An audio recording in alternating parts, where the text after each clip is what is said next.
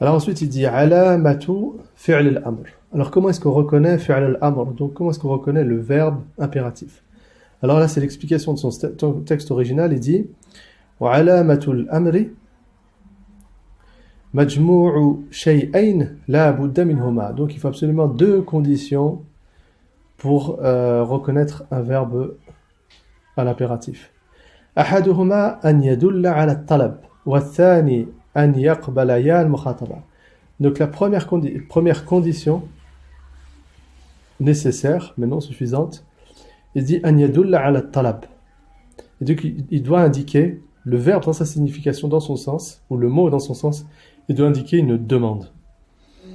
La deuxième chose, c'est أن يقبل يا المخاطبة. Donc il doit indiquer une demande, ça suffit pas que le mot il donne un fait, par exemple, il s'est passé que il doit indiquer une demande. Et الثاني أن يقبل يا المخاطبة. Donc il doit accepter une conjugaison avec ya al-mukhataba. Ya al-mukhataba, c'est on verra plus loin la décomposition du damir, en fait, du pronom personnel. Et dans les Arabes, ils décomposent le pronom personnel en trois. Parmi les trois, il y a le mukhataba, en fait, c'est tous les tu. Donc, tu, vous, c'est le discours direct. Donc, il doit accepter ya al-mukhataba, donc discours direct féminin. كقوله تعالى فكلي واشربي وقري عينا. فكلي واشربي وقري عينا. Donc, il dit en gros, fakuli, là on voit qu'il y a un ya, al-mukhataba. Fakuli, c'est une demande, mange. Donc c'est un fi'al amr, c'est un verbe à l'impératif. Washrabi, pareil, il y a un ya mukhataba. Shrabi, bois.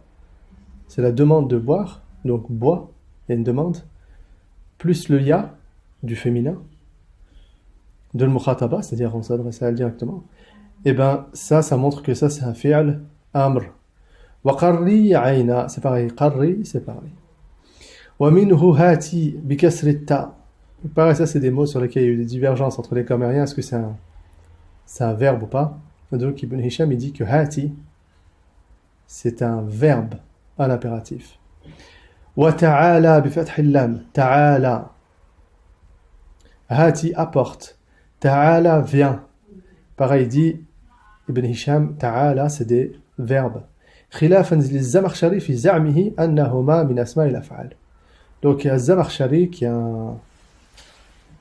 un linguiste très fort en langue, très fort en rhétorique, analyse linguistique, grammaticale, qui a d'ailleurs un livre d'interprétation du Coran qui était une base vraiment pour l'analyse du Coran d'un point de vue rhétorique.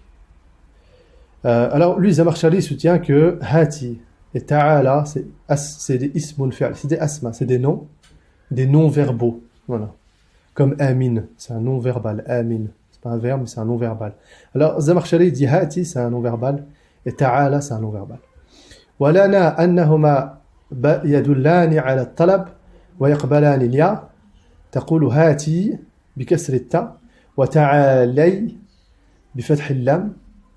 Donc il dit pour nous, Ibn Hisham, il dit pour nous, il y a ces deux mots, hati et ta'ala, on dit ta'ali, pareil, ils acceptent le ya, ce ya de tanis, ce ya de féminin singulier, et ils indiquent la demande. Donc il dit, il n'y a pas de raison de les exclure de cette famille des verbes à l'impératif.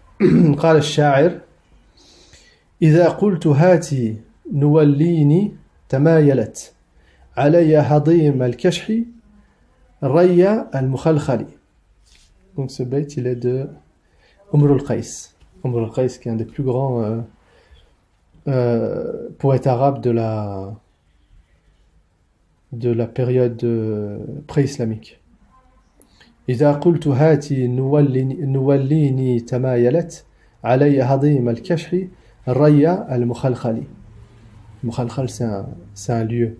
Donc, bon, c'est un poème de Umr al-Qais. Ce qui est important ici dans ce